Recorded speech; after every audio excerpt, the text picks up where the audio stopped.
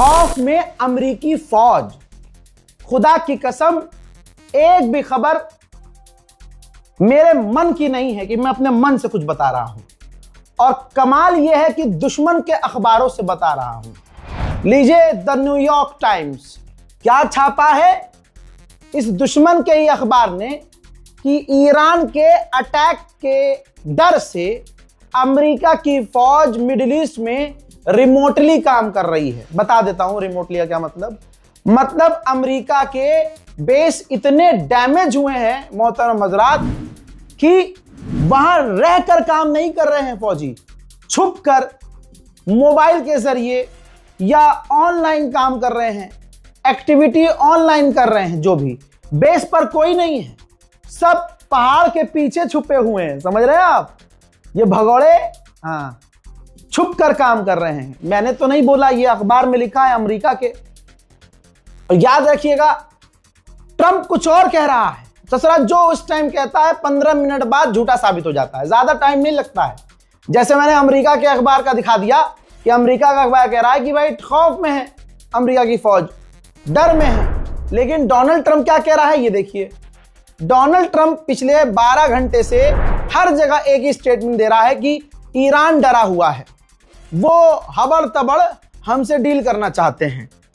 हजरात, इससे पहले पूरी रात मैंने अपडेट दिया है आपको, पूरी रात, और हर वीडियो में सबूत दिया है मैंने कि IRGC किस तरह से अमेरिका की फौज को पकड़ के पीट रही है और डोनाल्ड ट्रंप पर कितना प्रेशर है। अब यह कह रहा है फिर से कि ईरान डरा हुआ है, हमने उनको मिटा दिया है, उनकी फौज तबाह कर दी है, उनकी ताकत खत्म कर दी है। अब सिंपल सी बात है हजरात, अगर किसी ने किसी की ताकत को खत्म कर दिया तो ये तो देखने वाले बताएंगे ना कि कौन कमजोर पड़ा है। अरे जंग में तुम हो तो तुम तो कहोगे ही, कह रहा था अमेरिका कि F-18 हिट नहीं हुआ है। ईरान ने दूसरे एंगल से वीडियो जारी कर दिया जिसमें F-18 का विंग, जो उसका पर है, पर विंग, वो हिट हुआ है, टूटता हुआ दिखा भी है। पिछली वीडियो में मैं दिखा चुका हूं और सबसे पहले दिखाया था आपको मैंने। ठीक, तो डोनाल्ड ट्रंप लगा हुआ है। एक पॉलिसी होती है कि एक झूठ को इतनी बार बोलो, बार बार बोलो और जोर से बोलो ताकि वो झूठ सच लगने लगे। ट्रंप की यही पॉलिसी है। मैं आपको सच्चाई दिखाता हूं क्योंकि आप रजाग्राफी देख रहे हैं ना, तो आप सच ही देखेंगे। सच्चाई यह है, अगर ईरान हार गया, डर गया, तो यह IRGC के स्पोक पर्सन सामने क्यों आए? इन्होंने कहा कि खातमुल अंबिया फोर्सेस ने, IRGC ने, हमारी जो फौज थी उसने अमेरिका के नेवल बेस के F-18 को चाबहार में हिट किया। हमने USS अब्राहम लिंकन की तरफ अपनी क्रूज मिसाइल फायर की और हमने इजराइल के ठिकानों को निशाना बनाया। मुझे बताइए आप जीत का फैसला कैसे करेंगे, कौन जीता है? हैदर के बेटों ने ऐसा हमला किया है कि पूरी दुनिया गरीब हो गई है, नहीं पता चल रहा। लीजिए अरब का मीडिया अल जजीरा बता रहा है, देख लो। अरब के मीडिया ने कहा है कि IMF, वर्ल्ड बैंक तैयारी कर रहा है कि बहुत सारे देश ईरान के हमलों की वजह से गरीबी की तरफ जा चुके हैं और उनको पैसों की जरूरत पड़ सकती है, लिहाजा कई सारे देशों को मोटा लोन देना पड़ सकता है। बताइए फिर कौन जीता? बताओ कौन जीता? अगर दिमाग में जरा सा भी समझदारी, माफ कीजिएगा, अगर दिमाग है इस ऊपर वाले खोपड़े में। आगे सुनिए, डोनाल्ड ट्रंप कह रहा है कि ईरान हार गया है।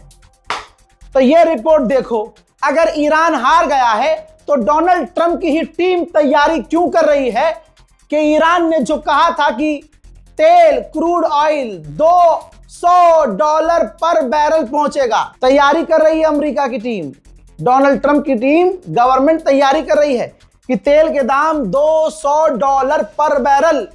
जब जनाबे खामनाई की शहादत हुई थी तभी IRGC ने ऐलान कर दिया था कि $200 पर बैरल अब तेल पहुंचेगा, पूरी दुनिया को धुआं धुआं कर देंगे और जो भी अमेरिका की तरफ से आएगा जो उसका हिमायती होगा पहले उसे ठोकेंगे। बताइए फिर कौन जीता? जीत कौन रहा है भाई? पूरी रात सऊदी अरब, बहरीन, कुवैत ने जानकारियां दी कि भाई हम पर हमले हुए हैं, हम पर हमले हुए हैं। फिर वो हमला कौन कर रहा है? अगर ईरान हार ही गया है तो फिर डोनाल्ड ट्रंप के किस जगह से ये मिसाइलें निकल रही हैं? अब सुनिए ऑस्ट्रेलिया की हालत कितनी खराब हो गई है। ऑस्ट्रेलिया के दो स्टेट के अंदर लगभग 500 गैस स्टेशन, अल्लाह अकबर, बंद हो गए हैं। न डीजल है, न पेट्रोल है, न गैस है, सब कुछ बंद है। बताओ जीत कौन रहा है? पुतिन ने पूरी दुनिया के दोगलापन को उजागर किया है। बहुत सारे देश के राष्ट्रपति और प्रधानमंत्री दोगले हैं, बहुत गंदे किस्म के इंसान, जहरीले।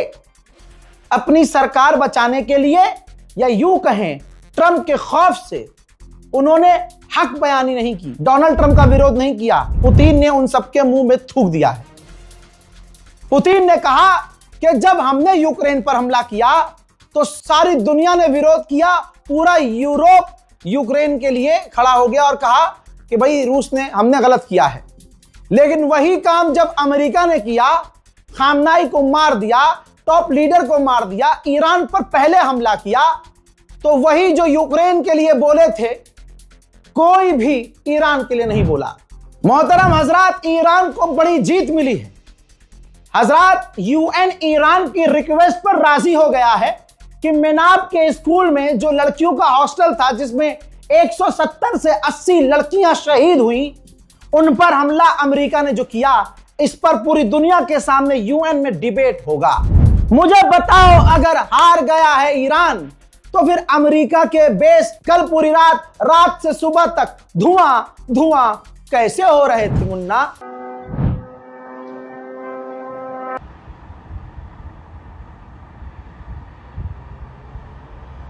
मिडिल ईस्ट का एक बड़ा अखबार, उसने बताया है कि ईरान की जंग की स्ट्रेटेजी सीधी यह है कि शांति लाएंगे हमला करके। समझ रहे हैं?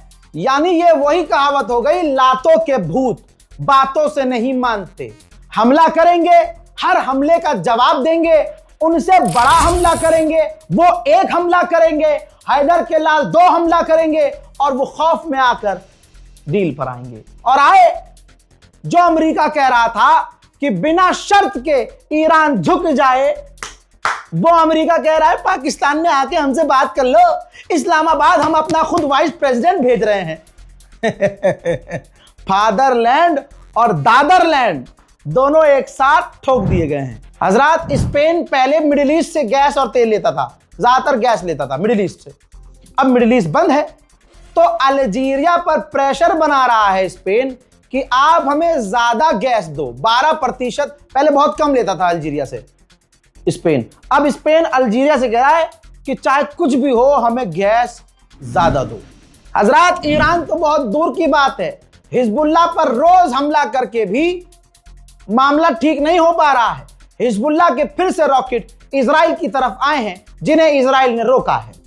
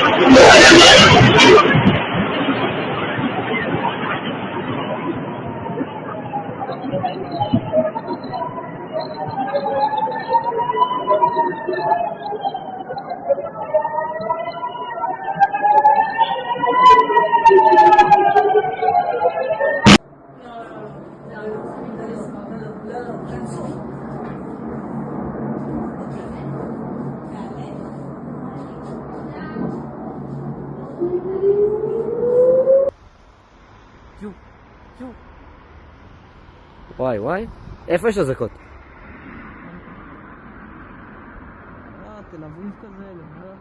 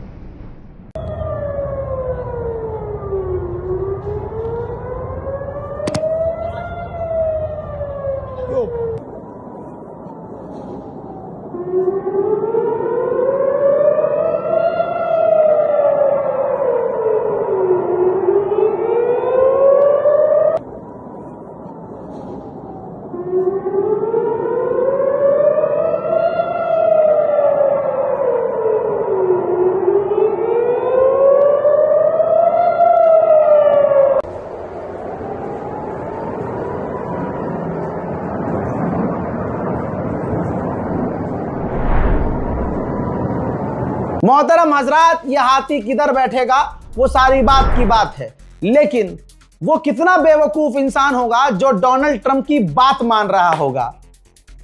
मोदी के चाहने वाले डोनाल्ड ट्रंप पर इस वक्त भरोसा करना चाहते हैं, लेकिन वो भूल गए कि उसने तो तुम्हारे पिताजी को भी धोखा दिया है। इस वक्त सबसे बुरी हालत उन्हीं की है, अंधभक्तों की। जिसको ताऊ बनाया, उनके ताऊ ने ताऊ बनकर मोदी जी का अपमान किया।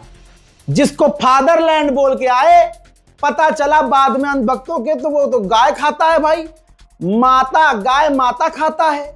अच्छा, आपने एक चीज नोटिस की, गोदी मीडिया ईरान नहीं गया, गोदी मीडिया पहुंचा है इजराइल। और इजराइल के अंदर ऐसे रैंडम आप वीडियो देखेंगे इंस्टाग्राम पर, फेसबुक पे, तो इजराइल में भारतीय लोग वीडियो बना रहे हैं और भारतीय कई बुरी तरह से घायल हुए हैं। एक व्यक्ति का 18 दिन से तेल अवीव के अस्पताल में इलाज चल रहा है, मिसाइल का टुकड़ा गले में लग गया था। ठीक, भारत के लोगों के साथ कितना बड़ा सीन हुआ। अभी कुछ महीने पहले इजराइल ने ऐलान किया कि हम भारत से लोगों को लेके जाएंगे काम के लिए। अब भाई यहां लंबी लंबी कतारें लग गई थी, आपको याद होगा, लंबी लंबी। कोई पढ़ा लिखा नहीं गया इजराइल, सारे मजदूरी करने, टोटी ठीक करने, पंचर ठीक करने, पिलास्तर करने, कील ठोकने, कारपेंटर, सब इलेक्ट्रिशियन, सब वहां मजदूर, सड़क बनाने, सारे मजदूरों को ले लिया उसने।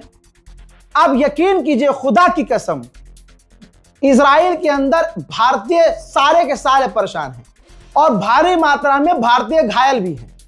अब मैं मोदी जी से कहूं कि मोदी जी, फादरलैंड के अंदर आपकी औलादें बुरी तरह से घायल हैं, इजराइल का एयरपोर्ट बंद है, इजराइल के अंदर जो भारत के लोग बेचारे फंसे हैं वो शेल्टर में जिंदगी गुजार रहे हैं, आप उनको कब वापस लेके आएंगे?